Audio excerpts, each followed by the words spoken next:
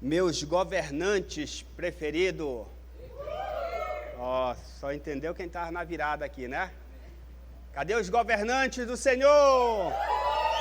Aleluias, glória a Deus, que bênção, queridos. Eu quero dizer que eu estou muito feliz com tudo que está acontecendo. E hoje é um dia muito especial, porque é um domingo e é o dia do Senhor, onde nós juntos, como igreja, como família, nós cultuamos ao Senhor, nós adoramos, nós louvamos, nós ouvimos a palavra de Deus. E eu quero falar para você que hoje nós estamos começando uma série muito especial, que é Estilo de Vida, Práticas da Vida Cristã. Glória a Deus. Quantos gostam de praticar essa vida cristã? Amém?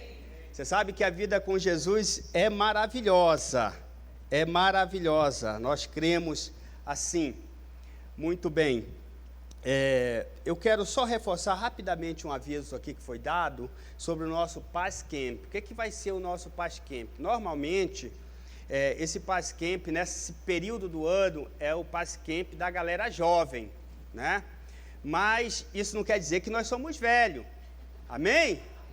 Então, nesse ano, nós queremos estar junto com a galera jovem lá, nós queremos acampar, tá bom? Então, quero te encorajar a fazer a sua inscrição, tá? Você vai armar uma rede na árvore e você vai dormir no relento. Vai ser acampamento mesmo. Pronto, acabou, não vai ter nenhuma inscrição. Estou brincando, gente, mas vai ser muito poderoso, tá? Nos dias 9, 10 e 11, nós vamos estar juntos, acampando aí no nosso Paz Camp, onde nós vamos estar tirando um tempo ali de muita edificação, de tempo precioso. Então, quero te encorajar a fazer a sua inscrição. Essa inscrição nada mais é para que você tenha lá, não se preocupe com comida, né? Não se preocupe com nada, porque aí nós queremos preparar tudo isso para a gente estar lá junto, tirando muito tempo com o Senhor e com a igreja, em nome de Jesus. Amém? Outra coisa eu quero falar para você, daqui um pouco nós vamos entrar nesse assunto, mas a partir do domingo que vem eu já quero preparar seus corações, seus espíritos, sua alma aí. A partir do domingo que vem, nós vamos estar iniciando o nosso período de 21 dias de jejum. Aleluia! Essa data é uma data nacional. Todas as Paz Church do Brasil e do mundo vão tirar do dia 21 ao dia 10 de fevereiro, 21 dias de consagração em jejum. E eu quero convidar a nossa igreja, que nós fazemos parte dessa denominação poderosa, e você tirar pelo menos uma refeição do seu dia. Não vale o lanche da tarde, tá? Tem que ser o café da manhã, o almoço ou a janta. Então, mas nós vamos estar falando mais sobre isso semana que vem, mas já quero preparar você. São 21 dias que a nossa denominação tira para estarmos com alguns pedidos da própria denominação, da Paz Church, como também você pode tirar esses 21 dias também, colocando nesse tempo seus pedidos pessoais também. É super importante você estar fazendo isso. Então eu quero convidar e já preparar você para estar conosco, tirando aí 21 dias de oração, jejuando em tempo com Deus. Nós vamos falar um pouco mais sobre isso aí, tá bom? Mas o que eu quero compartilhar com você nessa série, eu confesso para você que eu estou muito animado, porque eu senti direção no meu espírito para, nesse começo de ano, já trazer essa série aqui, onde nós vamos começar o ano com o pé direito, praticando uma vida cristã saudável. Amém? Quantos querem praticar uma vida cristã saudável aqui?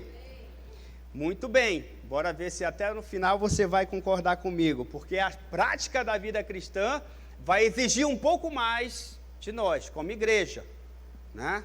Nós, como servos do Senhor, nós usufruímos dos benefícios de sermos filhos de Deus, mas também nós temos os nossos deveres.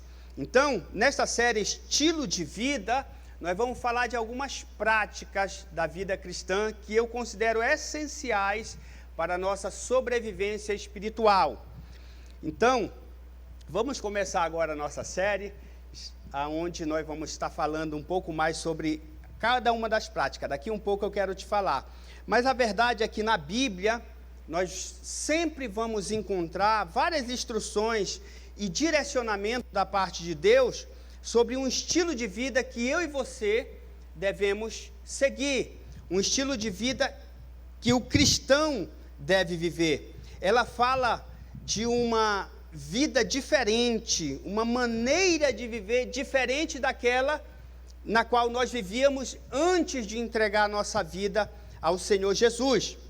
Interessante que o apóstolo Paulo, quando ele escreve em sua carta para a igreja de Éfeso, a igreja dos Efésios, o que ele fala lá no capítulo 4? É interessante que ele começa dizendo assim: como prisioneiro no Senhor, rogo-lhes que vivam de maneira digna da vocação que receberam, né? Paulo está dizendo que nós devemos viver de uma maneira digna, de uma maneira que é jus à nossa posição hoje, espiritualmente falando, em Cristo. Nesse mesmo contexto, no verso 17 do capítulo 4 aos Efésios, ele diz o seguinte: assim eu lhes digo, e no Senhor insisto, que não vivam mais como gentios. O que Paulo está falando aqui? Paulo está falando de uma maneira de viver como gentios. O que é isso, gentios? São as pessoas que não tinham recebido o Senhor Jesus, os não judeus, os não cristãos, aqueles que não viviam debaixo dessa graça de Deus, aqueles que ainda não haviam recebido o Senhor Jesus como seu Senhor e Salvador da sua vida. Então Paulo está dizendo: olha, eu insisto que não vivam mais como os gentios, né, que vivem na futilidade dos seus pensamentos. Interessante isso aqui. Agora, Paulo, nesse mesmo contexto aqui, do verso 22 ao verso 24, Paulo fala de uma maneira de viver totalmente contrária àquela que nós somos ensinados. No verso 22, Paulo está falando assim, ó: quanto à antiga maneira de viver, vocês foram ensinados a despir-se do velho homem, daquela velha natureza, né, aquele homem pecador. Vocês foram ensinados a despir-se do velho homem que se corrompe por desejos enganosos. Ou seja, a nossa natureza pecaminosa, ela tem uma tendência, ela se corrompe de forma naturalmente ela se corrompe por coisas erradas. Então Paulo está dizendo que nós fomos ensinados a se despir dessa antiga natureza, nós fomos ensinados a ser renovados no modo de pensar. No verso 24 ele fala de um revestimento do novo homem, né? Do novo homem que foi criado semelhança de Deus, né? Em justiça e em santidade, que tudo isso é proveniente da verdade. Qual é a verdade? Jesus Cristo na cruz do Calvário, que morreu pela minha vida e pela sua vida, pagando aquele preço. Então, nesse contexto, Paulo está falando de uma maneira de viver de forma totalmente errada, que nos corrompe, que nos muda. E sabe o que é interessante? Que em meio a esse contexto de Efésios capítulo 4, é exatamente no verso 27 que Paulo diz assim: não deis lugar ao diabo. O que Paulo está falando nesse contexto aqui? Ele está falando que essa maneira de viver, uma maneira do passado, em pecado, isso abre porta para o diabo. Isso aqui faz com que o diabo entre na nossa casa, e você sabe que a Bíblia diz que o diabo vem senão para matar, roubar e destruir. Agora, o que Paulo fala na sua epístola aos Romanos? Paulo aparece com uma apresentação completa e ordenada da mensagem, anunciando a doutrina básica. Qual é a doutrina básica? O Evangelho é o poder de Deus para a salvação de todos aqueles que aceitam a Jesus. E ele conclui lá no capítulo 1, no verso 17, que este, uma vez justificado, perdoado, regenerado, ele viverá pela fé. Agora, o modo de viver é um modo de fé. É um modo onde ele vai crer naquilo que Deus tem para a vida dele, ele vai, a fé, ela tem que ser ativa nesse modo diferente de se viver. Então, no contexto de Romanos, Paulo também fala de como Deus, por causa do seu grande amor, né, por nós, ele salva as pessoas que creem em Jesus Cristo, as quais, uma vez libertada do poder do pecado, agora têm uma nova vida, uma vida diferente, uma vida que é um estilo diferente daquele que outrora nós vivíamos antes de aceitar Jesus na cruz do Calvário, né? Antes de aceitar a redenção de Jesus. Então, ele fala dessa nova vida, que é uma vida em paz com Deus, porque Jesus fez essa reconciliação, e ele fala também que é uma vida em paz com os outros, ou seja, aquele que vive de forma diferente, aquele que vive em fé, ele não vai ter mais problema com o seu próximo, ele vai ser uma pessoa resolvida, ele vai ser uma pessoa que, embora tenha os problemas do dia a dia, do nosso cotidiano de relacionamento, mas aquilo não vai causar dano na vida dele, porque ele vai ser uma pessoa totalmente resolvida. Já perdoou esse miserável aí que me traiu, já perdoou esse daí que falou mal de mim, está perdoado, ele está resolvido. Por quê? Porque é uma nova vida. Enquanto que a vida antiga, a gente quer pagar com a mesma moeda, né? Se ele falou mal de mim, eu vou falar mal também dele. Se ele fez isso comigo, também vou fazer. Não, a pessoa que vive um estilo de vida diferente, uma vida em Cristo, ela vai ter práticas diferenciadas, práticas da vida cristã. Agora, eu quero me deter nesse contexto de Romanos, no capítulo 8, porque no capítulo 8, Paulo descreve como vive, olha só, isso aqui é muito interessante, no capítulo 8 ele descreve como vive a pessoa que é governada pelo Espírito Santo, pelo Espírito de Deus, e como é forte o amor de Deus sobre essa pessoa que recebe essa graça de Deus e se une com Cristo. Então, o contexto de Romanos está falando sobre uma nova maneira de se viver, um estilo diferente, mas que esse estilo é pela fé e guiado pelo Espírito Santo de Deus. Eu quero convidar você para ler comigo o texto de Romanos, capítulo 8, do verso 1 ao verso 9. Do verso 1 ao verso 9, é um texto muito conhecido, particularmente o primeiro verso aí. Vamos juntos aqui ler, porque é desse contexto de Romanos que nós vamos tirar o nosso texto, que é base para a nossa série, que está exatamente no verso 5. Mas hoje eu quero ler todo esse contexto para dar a introdução da nossa série aqui. Romanos capítulo 8, verso 1 ao verso 9. Vamos lá, juntos, você pode acompanhar no telão ou na sua Bíblia. A minha versão aqui é a versão NVI. Muito bem.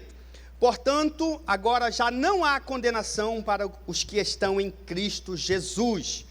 Porque por meio de Cristo Jesus, a lei do Espírito de vida me libertou da lei do pecado e da morte. Porque aquilo que a lei fora incapaz de fazer por estar enfraquecida pela carne, Deus o fez enviando o seu próprio Filho, à semelhança do homem pecador, como oferta pelo pecado. E assim condenou o pecado, a fim de que as justas exigências da lei fossem plenamente satisfeitas em nós, que não vivemos segundo a carne, mas segundo o Espírito. Olha só o verso 5. Quem vive segundo a carne tem a mente voltada para o que a carne deseja, mas quem de acordo com o Espírito tem a mente voltada para o que o Espírito deseja. A mentalidade da carne é morte, mas a mentalidade do Espírito é vida e paz. No verso 7 diz, a mentalidade da carne é inimiga de Deus, porque não se submete à lei de Deus, nem pode fazê-lo. Quem é dominado pela carne não pode agradar a Deus. Entretanto, vocês não estão sob o domínio da carne, mas do Espírito, se de fato o Espírito de Deus habita em vocês. E se alguém não tem o Espírito de Cristo, não pertence a Cristo. É forte isso aqui, né, gente? Mas esse texto aqui, o que Paulo está falando? Paulo, nós podemos observar aqui que Paulo está falando claramente sobre uma nova vida, um estilo de vida diferente, um estilo de vida guiada pela fé em Jesus, né? Um estilo de vida diferente daqueles que estão lá no mundo, que estão satisfazendo o desejo da carne, satisfazendo os seus desejos imorais, pecaminosos. Paulo está falando desse estilo aqui, e ele fala que alguém que não vive segundo o Espírito não pertence a Cristo. Isso é muito sério. Ou seja, eu posso estar dentro da igreja, eu posso estar dizendo que estou servindo a Cristo, mas estou satisfazendo os meus desejos da carne. A Bíblia está dizendo que essa pessoa pode até estar aqui dentro, mas não é de Cristo. E não sou eu que estou falando, nós acabamos de ler aqui. Então, sobre esse estilo de vida diferenciada, esse estilo de vida na qual eu e você precisamos dar uma resposta, não para os outros, mas pela nossa posição, aquilo que foi pago. Hoje mais cedo eu falei sobre, com a nossa equipe aqui, a nossa reunião de liderança, o Tadeu, eu falei sobre prontos para pagar o preço. Nós temos que entender que é também esperado de nós, como servos, discípulos do Senhor, uma resposta de um preço, de uma resposta daquilo que nós estamos fazendo, uma resposta daquilo que nós estamos dizendo, declarando: eu sou seguidor de Jesus, eu sou cristão, eu sigo a Jesus. Então exige de forma natural que eu mostre pelas minhas atitudes, pelo meu estilo de vida. É por isso que muitos têm falhado nessa área e lá fora estão falando mal de nós, aqui de dentro. Porque muitos aqui dentro, né? Quando eu falo aqui dentro, não estou me referindo só aqui, eu estou falando de forma geral, você está entendendo. Mas muitos dentro das igrejas, lá fora, dão mau testemunho. O estilo de vida que Paulo está falando, que é para se viver guiado pela fé e pelo Espírito de Deus, não tem nada a ver. Aqui dentro o Espírito está guiando. Pelo menos está teorizando, né? Mas lá fora não está tendo um estilo de vida. Mas alguém pode falar assim: pastor, é verdade, mas é muito difícil vivermos uma vida diferente, nós estamos envolvidos em um mundo totalmente diferente do qual aqueles no passado viviam lá, e não muito tempo atrás, nós podemos até dizer, a nossa geração, para essa geração, né, que eu sou da geração dos quase 50, né, eu tenho 40 e poucos anos, a nossa geração para essa geração já atual já tem uma grande diferença. Imagine para lá de trás, pastor. Sabe, Paulo fala em sua segunda carta aos Coríntios, no capítulo 5, no verso 7, que nós não vivemos pelo que vemos, nós vivemos pela fé. O que nós vemos, ou seja, as circunstâncias que estão ao nosso redor não podem guiar a nossa vida. O que tem que guiar a nossa vida é a nossa fé em Cristo Jesus e o Espírito dele agindo em nós. Posso ouvir um amém? Amém. Quando Paulo fala sobre esse assunto aos Gálatas, no capítulo 5, ele diz o seguinte, vivam pelo Espírito e de modo nenhum vocês vão satisfazer os desejos da carne. Paulo está falando aqui que quando eu vivo no Espírito, pelo Espírito, não tem como eu satisfazer os desejos da carne. Essa porta é fechada, por quê? Porque eu estou vivendo no Espírito, eu estou satisfazendo o Espírito. E aí então, pode até vir sugestões do mundo exterior, mas o meu Espírito vai estar tão fortalecido que eu não vou cair em nenhuma sugestão. Nesse mesmo contexto de Gálatas capítulo 5, no verso 17, Paulo fala que a carne deseja o que é contrário o Espírito, e o Espírito também deseja o que é contrário à carne, e eles estão em conflito o tempo todo. É por isso que quando você senta para ler uma Bíblia, você começa a sentir sono, porque é o seu corpo, a sua carne respondendo. O Espírito quer ler, o Espírito quer se alimentar da palavra, mas aí a carne está: eu estou cansado, eu estou com sono. Isso já aconteceu com você? Sim ou não? Isso acontece, é natural, porque existe esse conflito. Esse conflito é muito cotidiano em nós. seja para ler uma palavra, a palavra de Deus, seja para orar, seja para fazer algo espiritual. Nós temos esse conflito constante. Por isso, torna-se necessário eu e você entendermos como funciona a tricotomia humana. Pastor, o que é isso? Você chamou um palavrão. Deixa eu te explicar o que é a tricotomia humana, de forma didática. O homem, ele é um espírito que tem uma alma e que habita em um corpo. A tricotomia humana nada mais é do que essas três partes que nós somos formados: espírito, alma e corpo. Muito bem, eu preciso entender a função de cada uma, o que cada uma se alimenta, o que cada uma faz. Por exemplo, a alma é onde está contido as nossas vontades, os nossos desejos, as nossas emoções, né? E alguns afirmam que a nossa mente é a janela da alma, é onde vem tudo, a nossa mente. Então, a alma é onde estão os nossos desejos, vontades. O nosso corpo é a matéria. E olha que interessante, essa matéria é a que está constantemente conectando-se com o mundo. Porque através do nosso corpo nós pegamos, através do nosso corpo nós olhamos, através do nosso corpo nós temos esse contato. Isso aqui é uma matéria. Agora, o espírito, o que é? O espírito é a nossa parte mais essencial. Porque é do espírito que nós somos formados. Você sabia disso? Vamos lá para Gênesis. Gênesis, quando Deus faz o homem, a Bíblia fala que ele faz da onde? Olha só interessante aqui. Quando Deus criou todas as coisas, ele criou com a palavra. Ele falava, haja luz e houve luz. Ele falava, haja separação e houve. Quando foi o homem, ele foi... Deixa eu fazer aqui que... Essa obra tem que ser perfeita, né? Essa obra tem que... Esse aqui não precisa de tanto cabelo. Aí tirou. Esse aqui, mas... né? Então Deus fez ali do barro. E aí a Bíblia diz que ele sopra. E o homem passa a ser alma vivente, né? Eu creio, muitos teólogos creem, acreditam assim, eu também creio que aquele sopro que vem de Deus é o Espírito do próprio Deus, né? Soprando sobre aquele ser, sobre aquele boneco de barro, porque até então era um boneco, agora ele passa a ser uma alma vivente.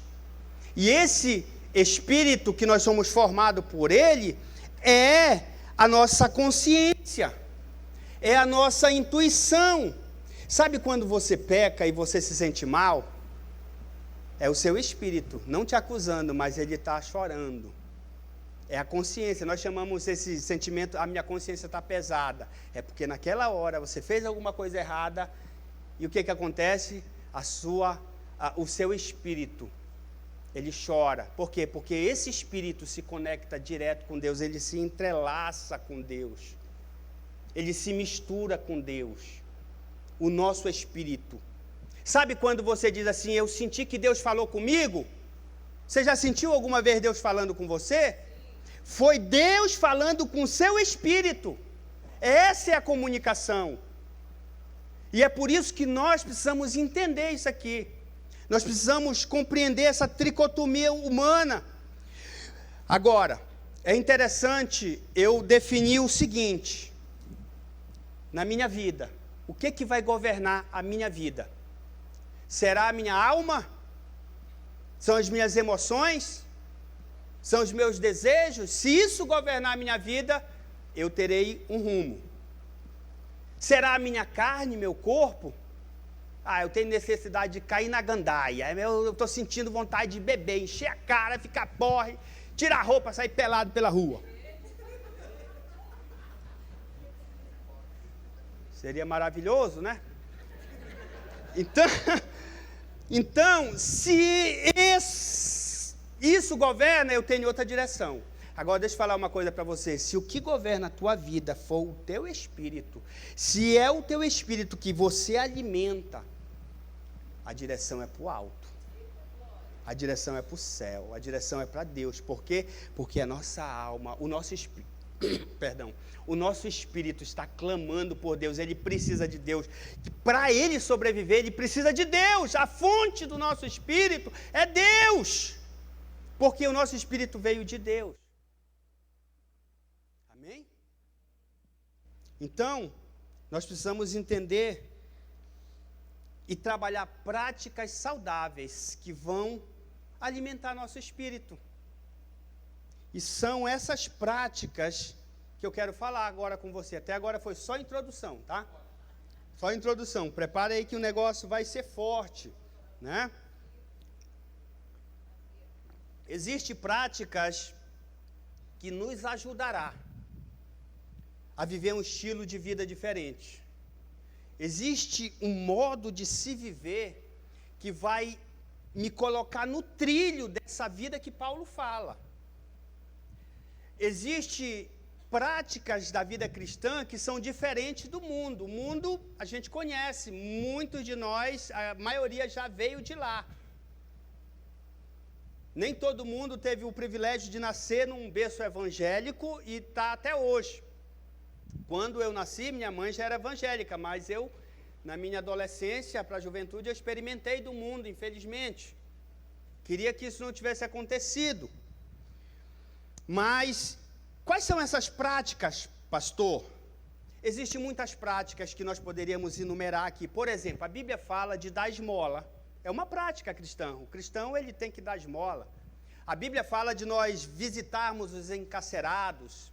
É uma prática que todo cristão deve fazer.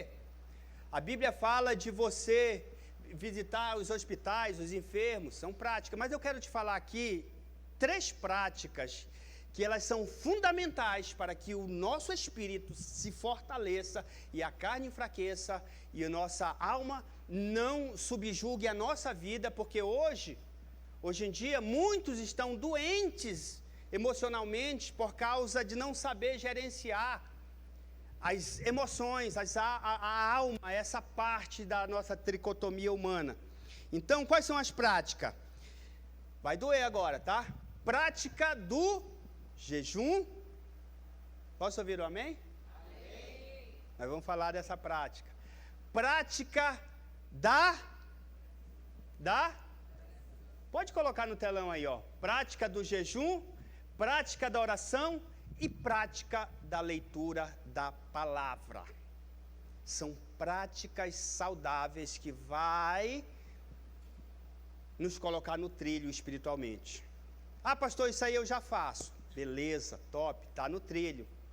Mas cuidado, aquele que está em pé, veja para que não caia, diz a palavra de Deus, né? Mas vamos trabalhar nessa nossa série aqui, essas 3 práticas.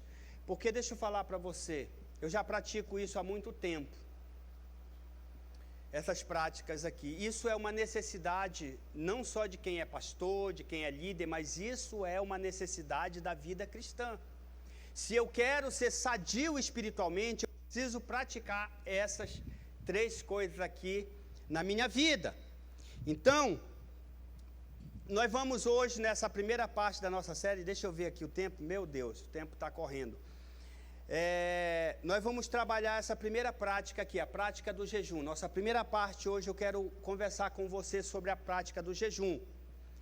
Isso é algo que nós precisamos até entender, que nós estamos vivendo em um tempo em que essa disciplina, que é uma disciplina espiritual, no que diz respeito ao jejum, nessa primeira prática que vamos falar aqui, ela é muito negligenciada aqui dentro, dentro da igreja.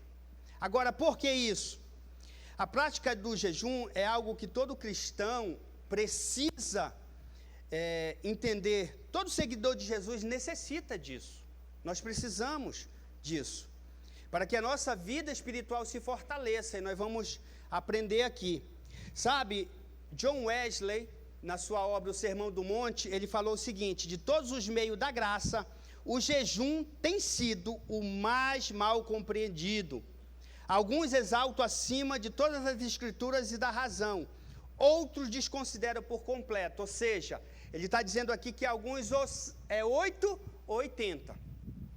ou considera demais o jejum, dizendo, se não jejuar vai para o inferno, ou se não jejuar não é o verdadeiro cristão, esse tipo de coisa. Ou outros podem falar que não, a Bíblia não manda jejuar, a Bíblia não ordena, tem muitos textos lá que fala sobre o jejum, mas você não encontra, porque o grande argumento sobre o jejum nessa área é que realmente, se você for estudar a Bíblia, você não vai encontrar uma ordenança direta, uma direção, mas nós vamos entender o porquê isso, né? Mas alguém pode dizer, pastor, isso é muito difícil para mim. Jejuar é muito difícil, eu não consigo. Salvo as exceções por causa da saúde, o resto, né, se não for uma questão de saúde, nós podemos considerar o restante como uma boa desculpa, né? Eu não consigo jejuar, se não for a saúde, se não for uma questão fisiológica, né? Então, está sendo mais uma desculpa de entrar nesse campo, que é um campo minado, não é fácil, você vai sentir dores. Mas deixa eu falar uma coisa para você.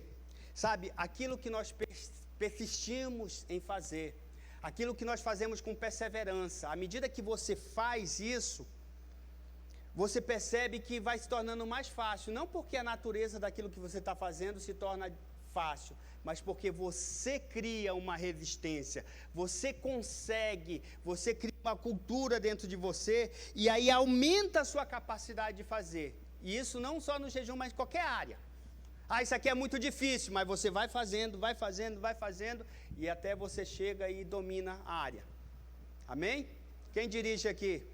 Não foi assim a primeira vez que você pegou o carro ali?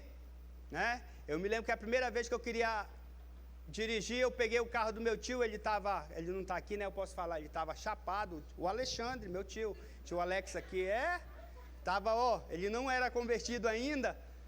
Chegou em casa tarde da noite com um Fiat Unozinho dele lá e deixou lá na rua todo aberto, né? Coisa de bêbado, de porre, né? Saiu, deixou a chave no contato e eu olhei assim, eu digo, opa, é hoje que eu faço a minha autoescola. Sabe aonde eu fui parar? Dentro de um buraco, mano. Foi dentro de um buraco. Eu parei dentro de um buraco. E para me sair daquele buraco, menino, foi difícil. Mas à medida que eu fui ali praticando, hoje eu dirijo tranquilo, já dirijo até caminhão, ônibus, né? Como vocês sabem muito bem, eu sou meio aventureiro, né? Então, à medida que você vai fazendo, o jejum é algo assim. Eu sei, não é fácil. É algo que vai doer vai doer em nós, né? E aqui eu não quero trazer peso para ninguém, tá, gente? Não quero trazer nenhum peso para você, mas eu quero trazer uma consciência de que a prática do jejum é algo saudável para a nossa vida espiritual. Se eu pratico isso, meu espírito vai se fortalecer e, consequentemente, a minha carne vai enfraquecer. Você já viu aquela ilustração de 2 cachorros, que você alimenta, outro você bota para jejuar compulsoriamente, né? Aí depois de uns dias você bota para brigar. Quem vai ganhar a briga? O que for mais alimentado. Não é diferente. Se você alimenta a carne, o espírito vai estar enfraquecido. Então, quem vai ganhar a briga é a carne. Mas se você alimenta o espírito, gente, se você alimenta o espírito, o diabo nem ousa ficar na tua frente quilômetros, porque ele tem medo que você vai estar cuspindo fogo e mastigando prego, né? Aleluia! Então nós precisamos saber a respeito desse assunto. Esse é um assunto muito falado nas igrejas. Gente, vamos jejuar e tal, mas será se nós entendemos? Você entende o que é o jejum? Nós precisamos compreender isso de uma forma muito didática, de uma forma muito precisa. Então, meu primeiro ponto aqui é o que é o jejum. Nós precisamos entender o conceito, né? Derek Price, na sua obra O Jejum, ele fala o seguinte, uma chave para a vida cristã de sucesso que se encontra na Bíblia foi perdida e deixada de lado e tirada do contexto pela igreja de hoje. Essa chave é o jejum. Ou seja, o Derek Price aqui, ele diz que o jejum é uma chave de uma vida de sucesso. Eu acredito nessa frase dele, né? Agora, qual é o conceito do jejum bíblico, né? Qual é a sua essência? Na realidade, na Bíblia, quando se fala em jejum, está falando, em essência, sobre uma abstinência intencional de alimentos visando propósitos espirituais. Na Bíblia, toda vez que você ouvir a palavra jejum, em essência, você se abster de alimentos visando um propósito espiritual. Seja um livramento, seja uma bênção, seja alguma coisa de forma espiritual.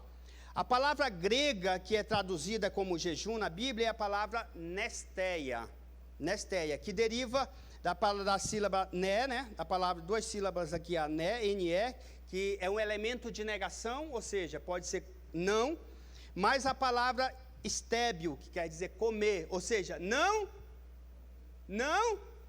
Então, o jejum, em essência, na Bíblia, vai estar sempre ligado a não comer, né?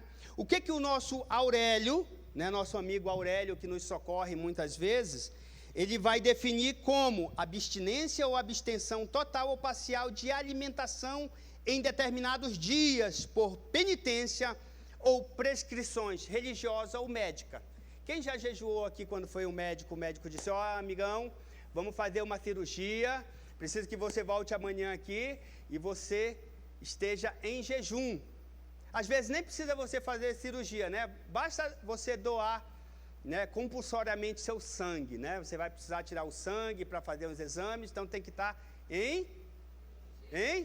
Dói quando você faz isso? Eu já fiz 3 cirurgias na minha vida, tá? Eu sou igual o peixe lá do norte, todo ticado assim, ó, titica peixe. 3 cirurgias eu já fiz. Teve uma vez, a minha primeira cirurgia, o médico diz, olha, chega aqui amanhã, 10 horas da manhã, em jejum, que nós vamos, às 11 horas você vai passar por uma cirurgia. Miserável, eu fiquei até 7 da noite e ele ainda não tinha feito a minha cirurgia. Passei mal naquele dia, graças a Deus que a minha irmã era enfermeira. Sabe o que ela fez? Mana, um beijo, um abraço, mas eu me lembro até hoje, ela me chamou para um quarto, vem cá, aí atrás da porta ela me deu um copo de leite, e eu, degute, porque naquele dia, eu estava nem querendo mais fazer a cirurgia, porque estava doendo, mano. Então, eu entendo que o jejum, ele vai exigir de nós, né? É uma abstinência, é algo que você vai se abster, e nesse caso aqui é alimentação, nosso corpo precisa, né, de alimentação. Então, nós percebemos que tanto o significado quanto tudo da palavra jejum nos remete inquestionavelmente à privação de alimentos.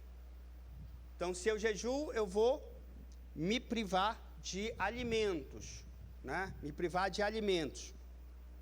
Contudo, são aceitáveis, aí nós precisamos abrir um parênteses aqui, porque existe também algumas exceções de um tipo de jejum que não é alimento, porque olha só o que acontece. Paulo, em sua primeira carta à igreja de Coríntios, no capítulo 7, verso 5, ele se refere também a uma abstinência sexual, numa intimidade do casal. Ele diz, no verso 5, ele diz, não se recuse um ao outro, exceto por mútuo consentimento, amém?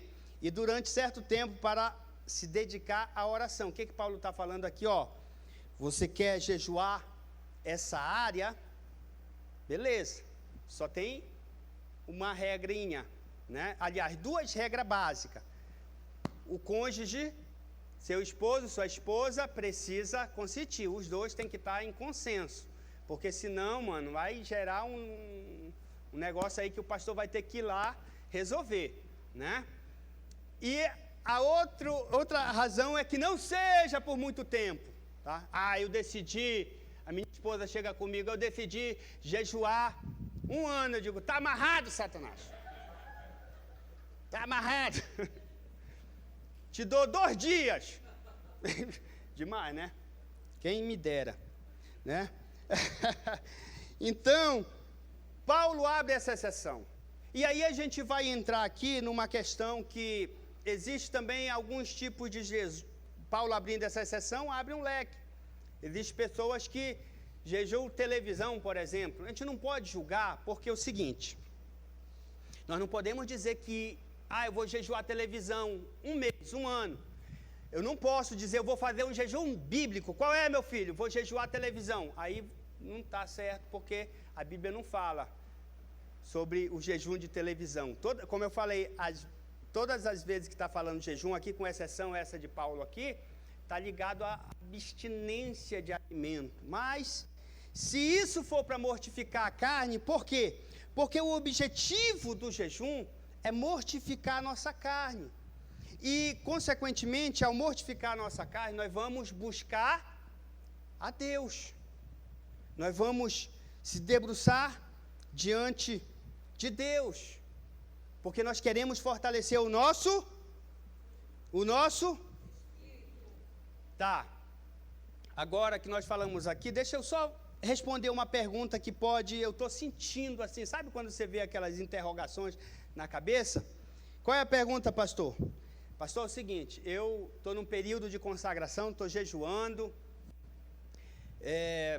Nesse caso que eu estou jejuando, eu posso manter relações íntimas com a minha esposa ou com o meu esposo? Porque, sabe, eu estou jejuando, estou espiritual, eu estou com... Sabe, isso aí, eu não sei, para mim é errado. Gente, não é errado, tá? Agora eu queria ouvir os maridos falar assim, glória, né? Não é errado. Mas também, se houver um consentimento, beleza, tranquilo. Mas nada de dizer, eu estou jejuando, faça para lá, seu cavalo. Não quero hoje.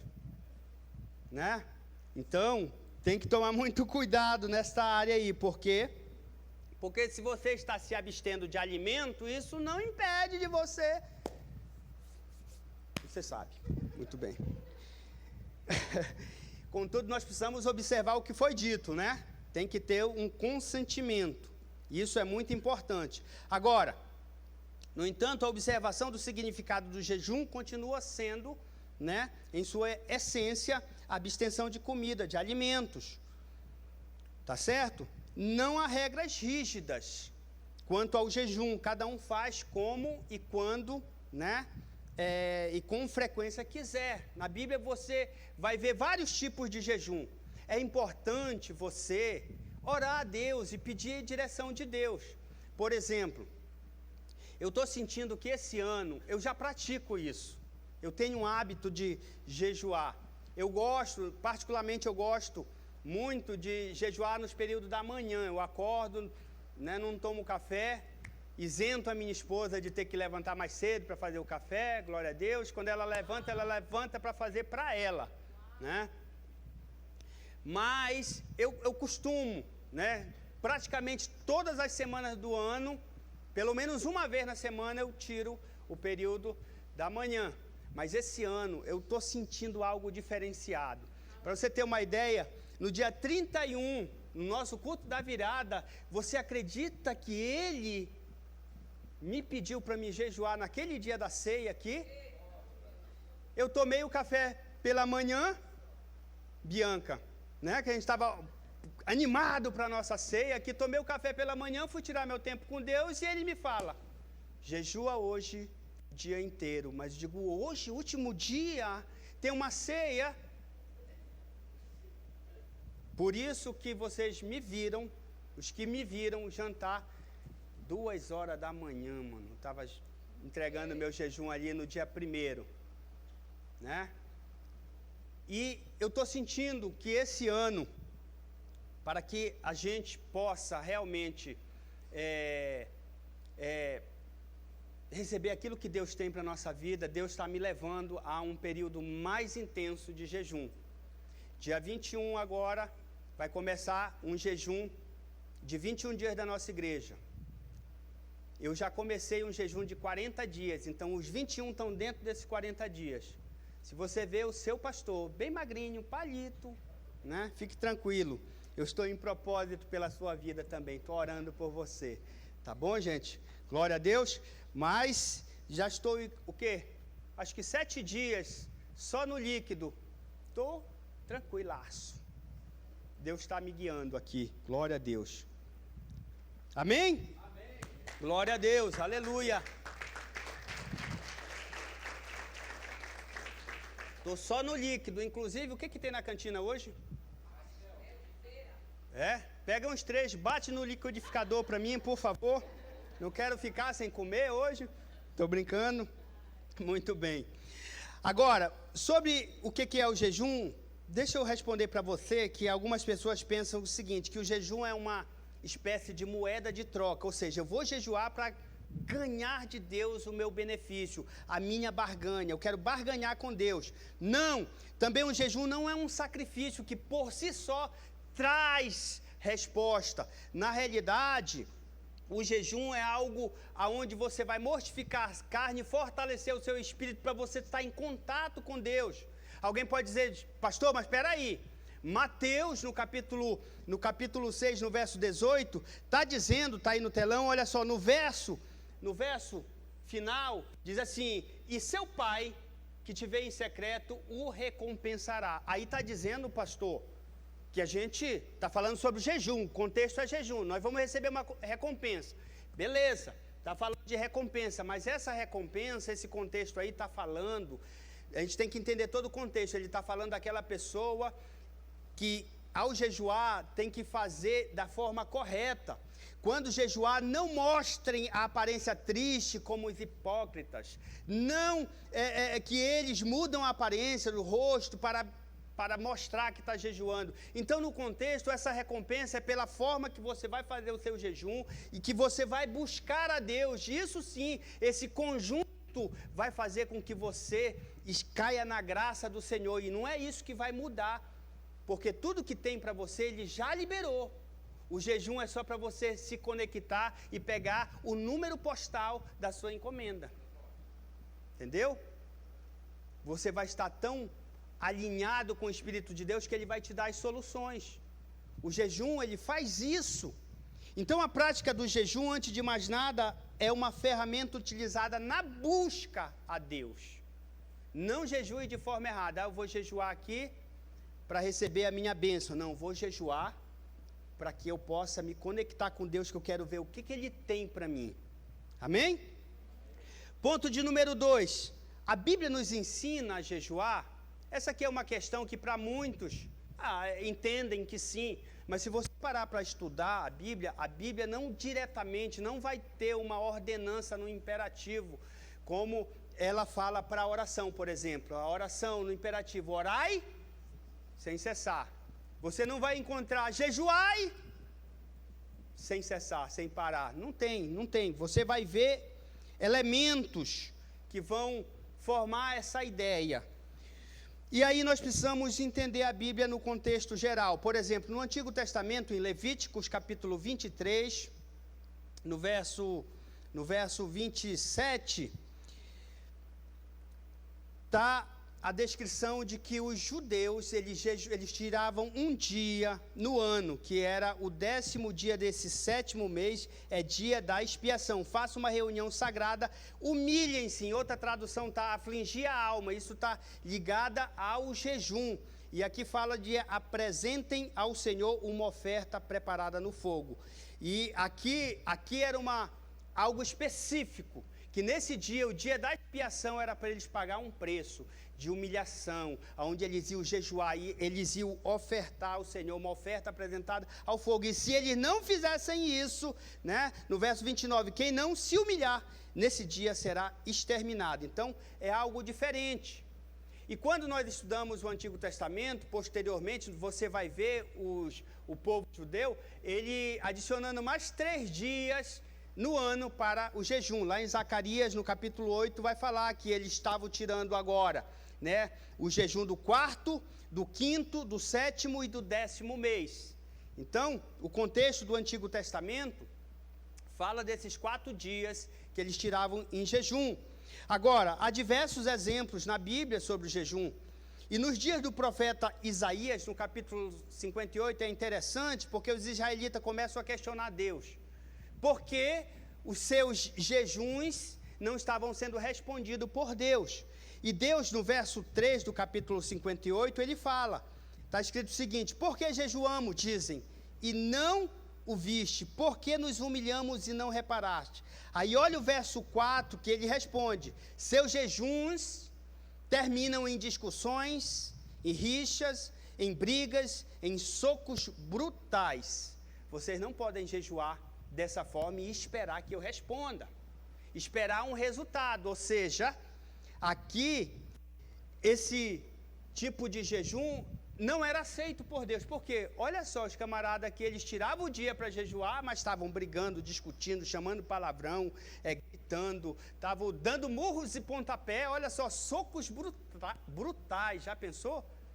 MMA já existia, eu acho que foi de lá que tiraram a versão MMA, só pode, né? Então, o Senhor, portanto, ele não falou contra o jejum, aqui no contexto de Isaías. Ele não falou contra, ele falou que ele não recebia porque estava sendo de uma forma errada. Por exemplo, no verso 6 e 7, ele diz: o jejum que desejo, não é este, soltar as correntes da injustiça, desatar as cordas do jugo, pôr liberdade os oprimidos e romper todo jugo, não é partilhar comida com o faminto, abrigar pobres desamparados, vestir o nu que você encontrou, não é recusar ajudar o próximo. Ou seja, seu jejum, ele tem que ser feito e está ligado a ele boas atitudes, boas ações. Pudera, né? Nós vamos jejuar para se conectar com Deus, então eu tenho que, no mínimo, fazer essas boas caridades aqui, essas boas ações. O cara está jejuando, bate alguém lá na porta pedindo esmola: vai-te embora, seu miserável, está vendo que eu estou jejuando aqui, está me atrapalhando, estava orando. Pode ser um anjo, né, que Deus mandou. Deixa eu só testar esse amado irmão aqui, né? Mas, às vezes isso acontece. Então, aqui nesse contexto ele diz: aí sim, se eu fizer isso, ele diz, aí sim a sua luz irromperá como a alvorada, aí sim você clamará e eu responderei. Olha só, a resposta, né? Isso revela que Deus esperava que seu povo jejuasse, e que jejuasse da forma adequada. Agora, no Novo Testamento, pastor, na Nova Aliança, não há uma ordenança clara sobre você ter que jejuar, algo que esteja te mandando no imperativo. Contudo, apesar das evidências, não há um mandamento, né, no Novo Testamento que está te obrigando, mas há muitas menções. Por exemplo, no texto de Mateus capítulo 6, do verso 16 ao verso 18, Jesus ensina: quando jejuar, não mostre uma aparência triste. Jesus está ensinando aqui nesse contexto, né, quando jejuarem, ao jejuarem, ponham óleo sobre a cabeça, no verso 17 aqui, ponham óleo sobre a cabeça e lave o rosto, para que não pareça aos outros que você está jejuando, mas apenas a seu Pai, ou seja, apenas a Deus, quando você estiver jejuando, a não ser que seja um jejum coletivo, onde nós somos convidados, né, de uma forma, vamos todos jejuar por razões, aí um vai saber que o outro está jejuando e tal, né, por ações coletivas. Então, aqui o texto, Jesus ele não está falando contra o jejum. Nós podemos observar que Jesus, o que ele está fazendo aqui? Ele está dando uma instrução clara de como se fazer isso. Ou seja, para ele não é importante ele ter que dizer: olha, você vai ter que jejuar. Ele já espera isso de nós, da sua igreja. Por quê? Porque isso é uma prática saudável do cristão. Assim como a oração, assim como a leitura da palavra que nós vamos estar falando, né? Então nós podemos observar isso aqui, porque quando ele usa o termo quando jejuarem, ou ao jejuar, né? Por exemplo, lá em Lucas, no capítulo 5, Jesus foi questionado por alguns que seus discípulos não estavam jejuando. Ele diz: olha, os discípulos de João Batista jejuam e oram. Até os discípulos dos fariseus, e os teus discípulos não jejuam, só vivem comendo aí. Aí o que Jesus responde para eles, algo muito interessante. A resposta de Jesus foi muito esclarecedora, porque Jesus falou o seguinte, lá no verso 34 de Lucas capítulo 5, ele diz: podem vocês fazer os convidados do noivo jejuar enquanto o noivo está com ele? Bem, quando nós ocidentais, desse lado aqui, não conhecemos a cultura, nós podemos não compreender, dizer, e aí, o que ele quis dizer com isso? Mas quando nós estudamos e entendemos o contexto daquela cultura, nós vamos compreender o seguinte: o que acontecia? Todo casamento, ele podia durar até 7 dias. Era aquela festa, até 7 dias. E sabe o que era obrigatório naquela festa? A alegria. Lá em João, Evangelho de João, no capítulo 2, fala das bodas de Caná da Galileia, que houve aquele alvoroço. Por quê? Porque faltou o vinho. Aquilo ia ser um vexame, ia trazer algo muito ruim para aquela festa. Por isso que a mãe de Jesus foi até ele, e por isso que Jesus fez ali o seu primeiro milagre. Porque seria algo do final dos tempos. Ia ter uma tristeza, né? Por um lado, o vinho, que é a bebida que eles tomavam, né? Que tinha o seu teor lá, que deixava eles mais felizes, como também um vexame de acabar. Você já pensou, você faz uma festona aí, uma festa de gala, aí de repente no meio da festa, acabou a Coca-Cola, doutora, e agora? Acabou a Coca, e agora? Meu Deus, está tudo fechado. Se eu for no posto, eu já fui no posto ali, não tem, né? Olha o vexame, aí acabou todo mundo bebendo água, para poder, ia ser um vexame, não é verdade? Então, o casamento daquela época tinha que ter a alegria.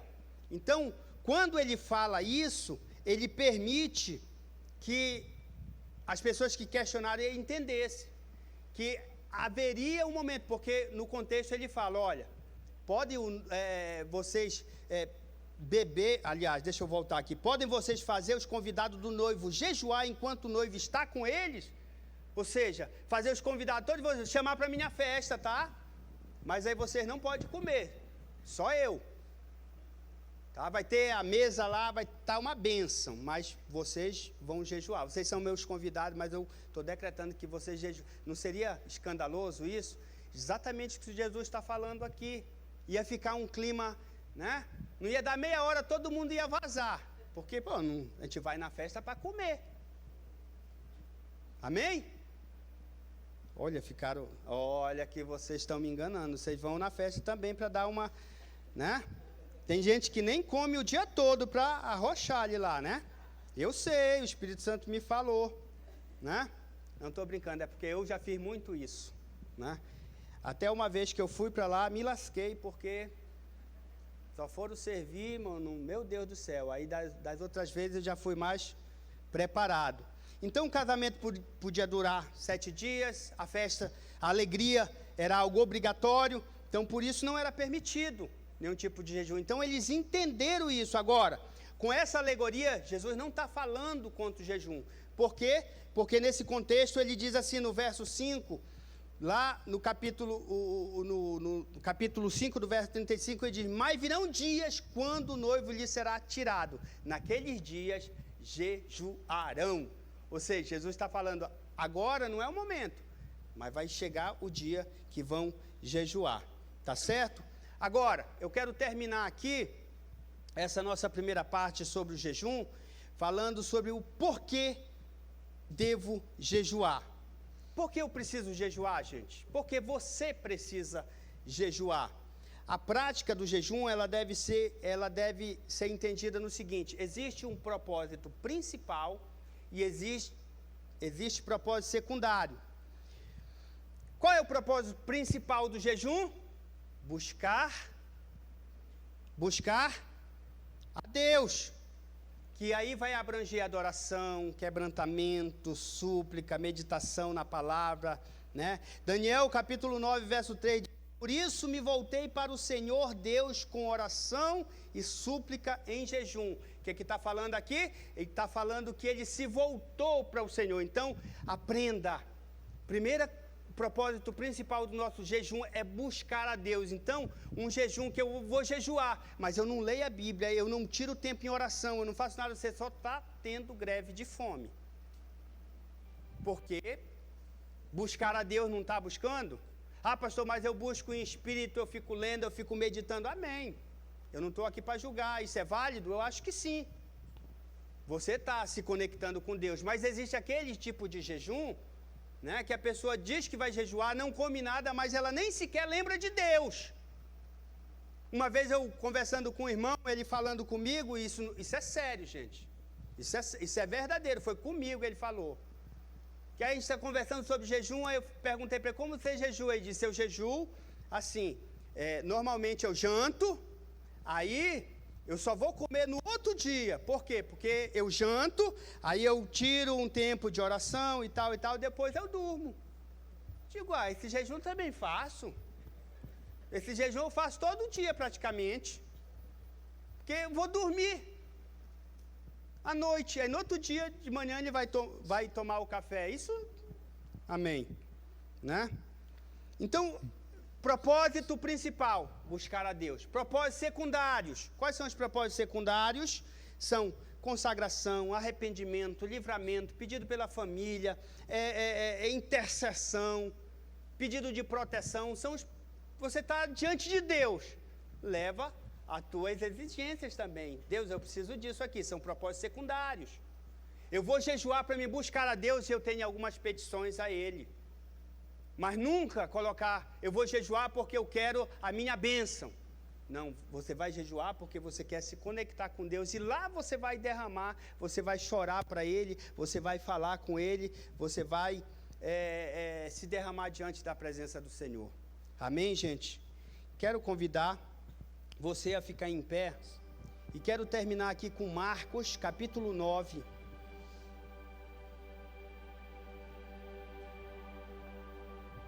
No capítulo 9, do verso 17 ao verso 29. Por que eu devo jejuar?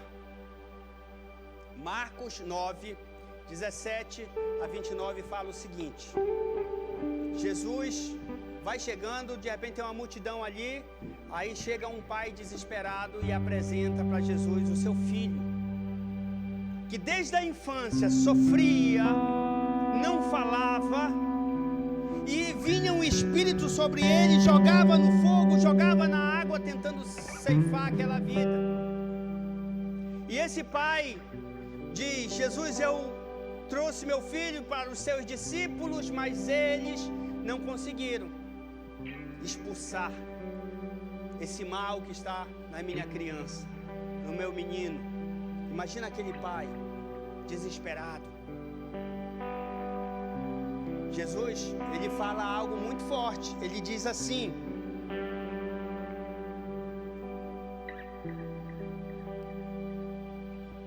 meu Deus, o que é que Jesus fala? Ele diz assim: o Espírito Santo,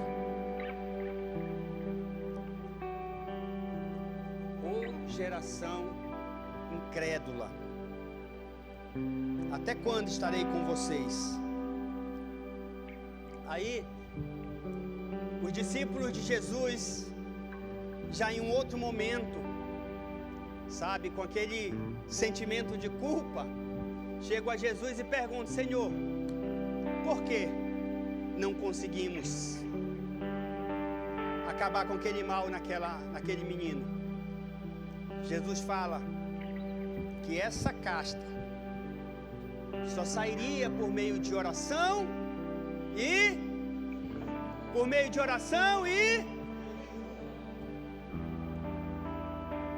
Existem coisas na nossa vida, circunstâncias que só serão vencidas por uma vida de oração, uma vida de jejum.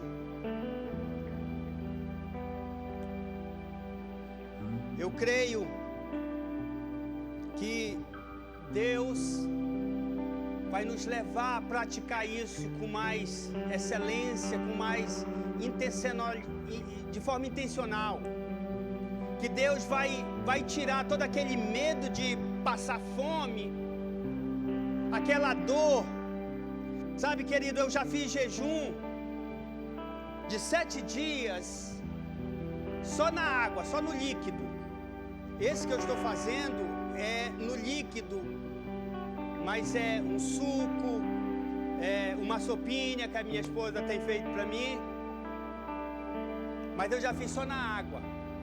Os primeiros dias eles são muito dolorosos, mas depois parece que você, ao buscar a Deus, a se conectar com Deus, você é preenchido. Você não sente aquela dor, aquela coisa, sabe, aquele desconforto. Você parece que começa a sobrevoar sobre as circunstâncias. Deus quer usar a sua vida nessa prática, para que você seja alguém que vai abençoar o próximo, para que você seja alguém que vai abençoar a tua casa, a tua própria vida, porque ao jejuar você vai buscar a Deus e você vai fortalecer o seu espírito. Você está comigo nessa? Amém? Práticas de uma vida de oração, jejum e leitura da palavra. Eu estou lendo esse livro aqui. Se você quiser saber mais sobre a cultura do jejum, esse livro aqui é do Luciano Subirá. Muito top, muito bom. Se quiser também, você pode, vai no YouTube, pesquisa sobre esse assunto. Ele prega sobre isso de uma forma muito profunda, muito esclarecedora.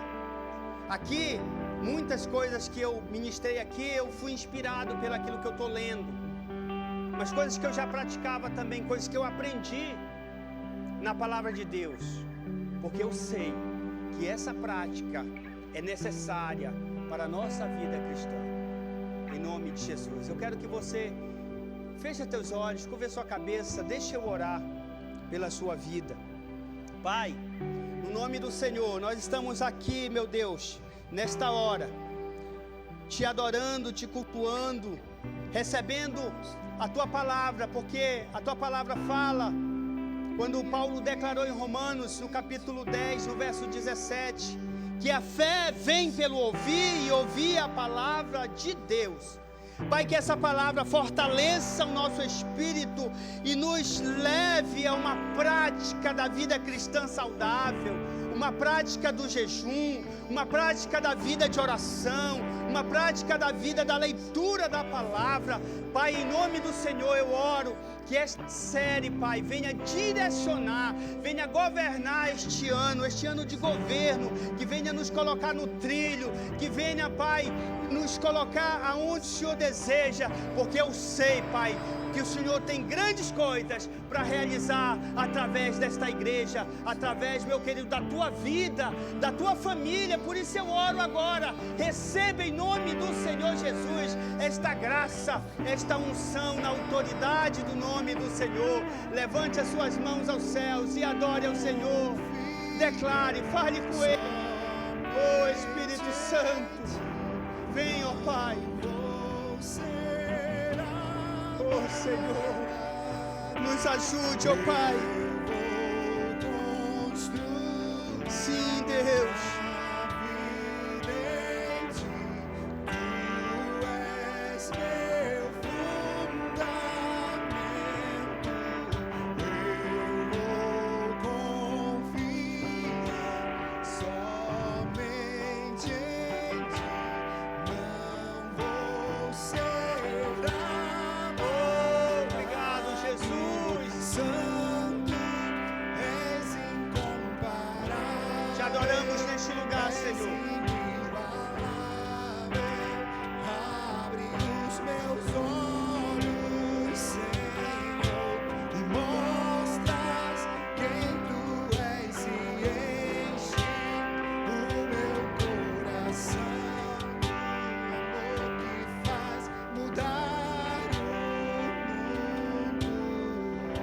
Se estiver no nosso meio alguém que precisa, meu Deus, de um toque, precisa de uma cura, precisa, Pai, de uma libertação, que está precisando de um contato de fé agora, Pai, em nome de Jesus.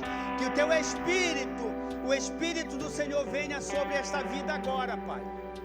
E toque no coração, trazendo restauração em qualquer área de relacionamento, área, meu Deus, emocional, Pai, em nome de Jesus. Eu libero, querido, sobre a tua vida, em o nome do Senhor Jesus. Eu libero a graça do Senhor. Coloque as suas mãos assim, querido, em nome de Jesus. Pai, que a tua graça, que a tua unção venha sobre esta casa, sobre este irmão, esta irmã, Pai. Que o Senhor traga vida, que o Senhor traga, meu Deus, um novo estilo de vida, uma vida em fé, aonde o Teu Espírito, Pai, se comunica com o nosso Espírito, esteja fortalecido no Senhor, em nome de Jesus. Eu libero sobre a tua vida, meu amado. Receba, receba, receba, receba em nome de Jesus. Aleluia.